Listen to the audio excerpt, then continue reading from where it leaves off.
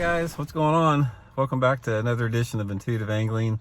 Much appreciated you guys tuning in, and today got a little bit of off the wall video. I wanted to really discuss a little bit about how bass anglers would fare if sort of civilization sort of collapsed, doomsday scenario, all the stuff that you hear these preppers talking about, how bass anglers would hold up against the general public. I think it's going to be sort of an interesting conversation, and definitely be interested to hear your guys' feedback on it too, so get into that. Real quick, just want to remind everybody, give you the weekly update. We got the block at Old School Jigs, just about got everything caught up in stock here. Everything's got all of our tires in place. Everything's rolling smooth on it. If you guys want to order any of the block at Old School Jigs, they're available at Baitworks online or in the store. I'll include the link in the description of this video here. And it's one of the best ways, if you want to help support the channel out, that's one of the best ways you can do it, just to get you the super high quality, all American made jig here. Much appreciated you guys checking them out. So anyway, let's talk a little bit about this, guys. A lot of it is, I need to roll the window up, starting to rain here. A lot of it, this has sort of been on people's mind here lately because, you know, we got that war criminal, coward, idiot, Vladimir Putin threatening to, you know, nuke everybody if they get in his way. So it's sort of like heightened everybody's awareness of this more than it's been since the Cold War back in the 50s. And I'm not really talking about that. I don't really want to go into like possible scenarios, how this could happen or not happen. I basically want to talk more about the bass angler side of it here. But first, I will say one thing. If a lot of you guys like my age, you probably have watched the movie Red Dawn back in the early 80s about the Russian invasion of the United States and about how, you know, they took up their deer rifles and, you know, fought the Russians and fought them back and everything. Guys, if we ever get in a conflict with another superpower, that all the guns you have aren't going to do any good at all. It will not be a conventional war. It'll be a nuclear war, and it's nobody wins in it. So that's not going to happen there. The scenario that I'm talking about more specifically is sort of like if there's some type of a massive interruption in the supply chain, food chain, just the basic supply chain, energy grid, all that type of stuff. Which is, it's possible. There's things that could, a number of things that could cause that. And as a result of that, you know, sort of the collapse in civilization, basically, or depending upon how long something like that lasts, and you never know with it. But what I wanted to do, I thought it'd be interesting. I want to share with you guys what I would do in a situation like that. You know, if like something happened tomorrow and it's like, you know, the crap hit the fan, it was going down, you know, it was scenario I described, what would I do?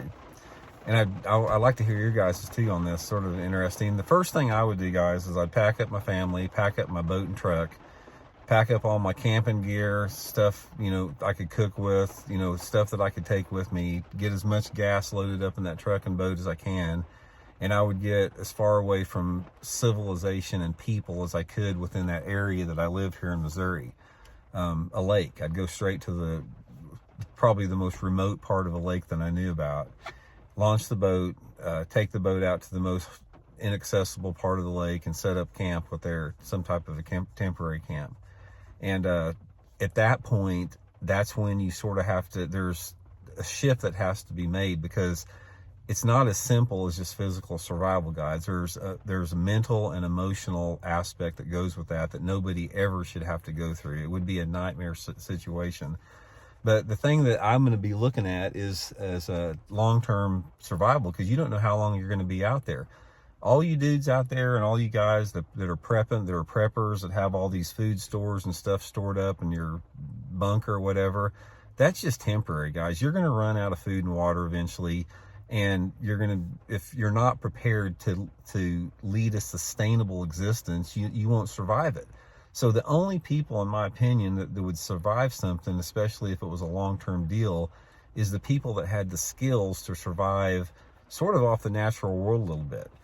And the biggest survival skill that you can get, by far, guys, and I've been to survival schools. I've been to a number of survival schools years ago, and the biggest survival skill you can have is to be a master herbalist. If you're a master herbalist, you can find food and medicine in any terrain in this country. You can feed yourself, you can supplement yourself, you can heal yourself. If you say, okay, you give me the most highly trained Navy SEAL in the world, or you give me an 80-year-old grandma that was a master herbalist, and you can take one of those two to survive with, I will pick the 80-year-old grandma any day that was a master survivalist. She will out-survive the Navy SEAL for sure. So that's the first thing you need to do, is you have to have some type of a background in herbalism. So I've studied that quite a bit. So the first thing I would do, set up a situation like that, get camp set up, try to get the basics, food, fire, water, shelter, that type of stuff. Food is actually the least important thing on your menu, guys. You can survive without food for over 30 days, but depending upon the situation, you can't survive without water, shelter, fire, for very long. So food should be the last thing on your priority list in that situation. So back to the fishing part of it, the next thing that I would do is I would make sure I had a kayak with me, because eventually you're going to run out of gas in your boat. You're going to run out of trolling motor batteries. I would take paddles so I could paddle the boat around as long as I could to get to different type of fishing areas, but eventually you're going to wind up in the kayak. Guys, another thing about that, if you talk about people that have the ability to survive, in my opinion, somebody that is an expert angler and has a background in herbalism is the most competent survivalist that you can get. All you dudes out there that think you're good hunters, the hunting is not going to do you that much good. Yeah, you're going to be able to shoot a deer probably here and there, maybe not, maybe you can't find any game that time of year. But say, for example, it's July and you kill a deer and you got a family of 4. What are you going to do after you eat a couple meals with it? The meat's going to spoil unless you know how to smoke it and you're set up to smoke it or preserve it, that type of stuff. But if you're a good angler, if you fish, you can go out there and on about any lake across the country, you can catch carp, you can catch catfish, you can catch gar, you can catch perch, you can catch crawdad, you can catch whatever species of fish is in the lake there. And you can sustain yourself over a long period of time by being able to do that. So I would make sure in my setup that I would have everything I need to catch every species of lake that is in that particular, every species of fish that's in that particular lake. That is going to be my main priority. And like I said, eventually you're going to have to do this out of the canoe in order for this to work. So the big aspect on that thing there is you have to prepare yourself for how long this could possibly be. I mean, maybe it's going to last 2 weeks, maybe it's going to last a month, maybe it's going to last a year. But you sort of, I would set up a situation where I would be able to survive for a long-term period by doing that. And I think that's one of the things you can do as bass anglers.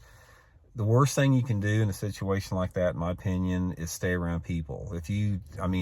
Your chances of survival are far less if you hunker down and stay where you're at and you're in a big city or you're in some type of a city, because you don't know what human behavior is going to be. When people get desperate, there's no telling what they're going to do.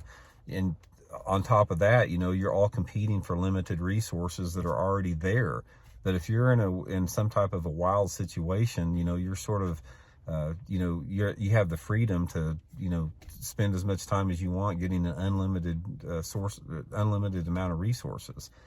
So my advice on that is, like I said, obviously it would be good to be armed for your own protection, but my advice on that was, go light on the guns and ammunition and go heavy on the herbalist books and all the fishing techniques and tactics you need to catch stuff, but even beyond bass. You can catch bass and eat a lot of them too, but if you got to feed a family of 4 or 5, you're going to have to catch fish every single day to feed them with that. So anyway, I think we all think about that a little bit. It pops into my mind occasionally. It always has my whole life. And like I said, I look back and it's like, yeah, it's fun to entertain that, but guys, that would be the worst situation in the world for us to have to go through that as a society. You can see what those people in Ukraine are having to deal with right now. You can just imagine it here in our backyard.